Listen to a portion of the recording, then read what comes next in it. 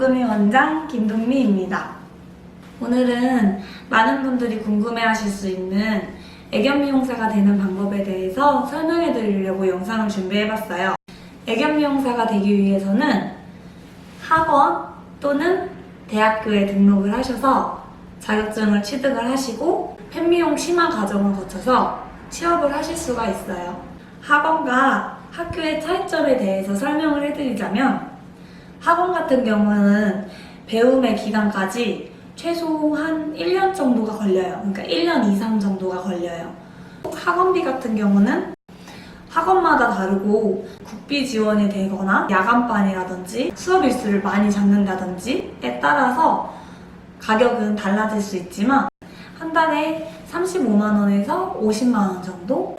미용 자격증 위주로 공부를 하기 때문에 실습을 많이 하고요. 미용을 전문적으로 미용을 좀 깊이 있게 배울 수 있다는 점이 있는 것 같아요. 대학교 같은 경우에는 대학이 가장 짧은 대학교가 2년제잖아요. 그러니까 강아지 미용을 배울 때 최소 조기 취업 일수를 빼면 한 1년 반 정도 이상이 드는 비용은 대학교니까 등록금이 들겠죠?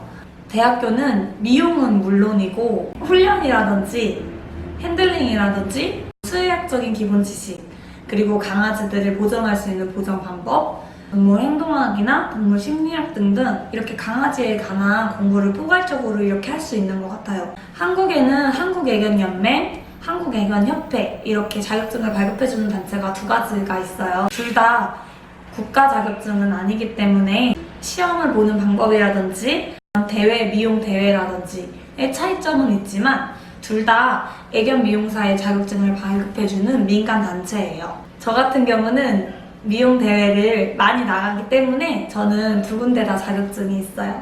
그래서 그거는 결정을 하실 때 딱히 깊게 생각 안 하셔도 될 것 같아요. 3급, 2급, 1급, 그리고 교사, 심사위원급 이렇게 자격증이 있어요. 근데 3급 같은 경우는 기본 베이싱, 그러니까 목욕이랑 드라이죠. 기본 베이싱을 어느 정도 잘했느냐, 강아지 클리핑 미용을 어떻게 하느냐, 어느 정도 잘했느냐에 따라서 자격증을 발급해줘요. 2급 같은 경우는 조금 더 이제 높아져서 강아지 클립마다 따른 라인이라든지 아니면 면철이라든지 이런 스킬을 보기 시작해요. 1급이나 뭐 교사나 심사위원 같은 경우는 미용의 심화 과정이라고 볼 수 있는데요. 푸들에 세팅하는 방법, 파우더 작업이라든지 스트리핑 같은 그런 견종의 스탠다드 미용에 대해서 공부하는 사람들이 따는 자격증이에요. 핸들러나 아니면 브리더 분들이 아닌 그냥 일반 이런 미용사들의 경우에는 1급 자격증을 생략하고 펫미용 심화 과정을 공부하게 돼요. 지금까지 자격증 취득하는 그런 위주로 공부를 했다면 이제부터는 진짜 애견 미용을 배워야겠죠. 자격증 시험을 볼 때는 뭐 말티즈라든지 시추, 폼의 곰돌이 컷, 비숑 스포팅이라든지 푸들 브로콜리, 뭐 귀토컷 같이 그런 예쁜 미용들로 시험을 보지가 않아요. 그래서 그런 과정들을 공부하지 않으면 자격증을 땄다고 해도 바로 취업을 할 수가 없겠죠. 펫미용 심화 과정을 배우는 방법은 사람마다 조금씩 다르기는 한데요. 학원 같은 경우는 펫미용 반이 따로 있어요. 자격증을 취득을 하면 펫미용 반으로 조금 더 심화 과정을 배우는 사람들이 있어요. 대학 같은 경우는 현장 실습을 내보내주세요. 학교에서. 저 같은 경우는 견습 생활을 했었어요. 한 1년 반 정도? 견습 생활은 뭐냐면은 필드에서 있는 정말 이렇게 나와 있는 이런 샵에 공부를 하러 그냥 들어가서 일을 하는데 어깨너머로 원장님이 하는 거 보고 배우고, 그리고 그 샵에서 키우는 강아지들이나 아니면 본인 강아지나 직접 미용을 해보면서 부족한 점을 이제 원장님이 직접 가르쳐주세요.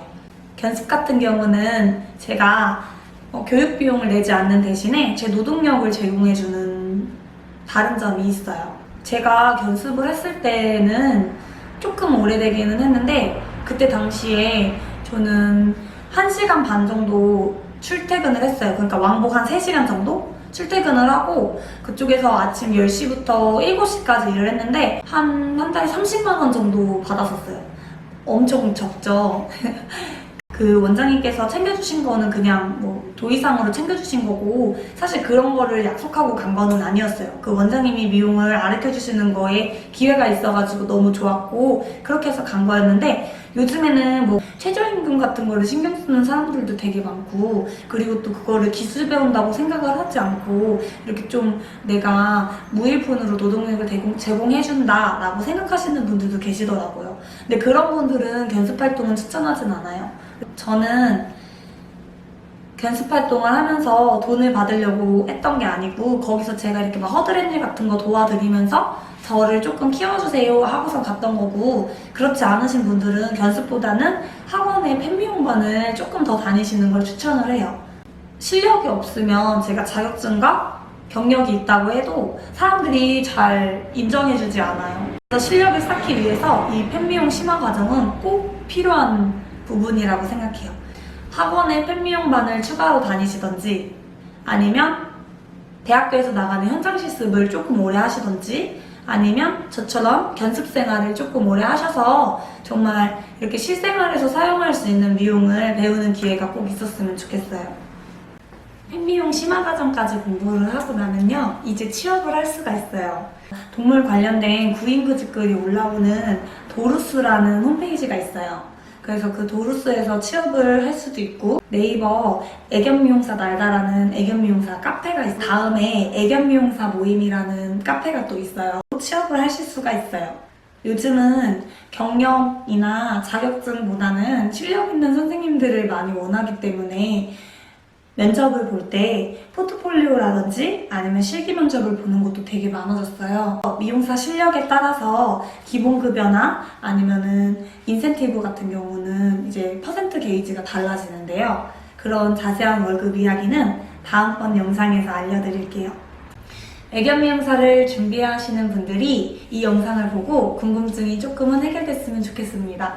혹시 더 궁금하신 점이 있으시면 밑에 댓글 남겨주시면 제가 아는 한에서는 성심성의껏 답글 남겨드릴게요. 지금까지 도금이었습니다.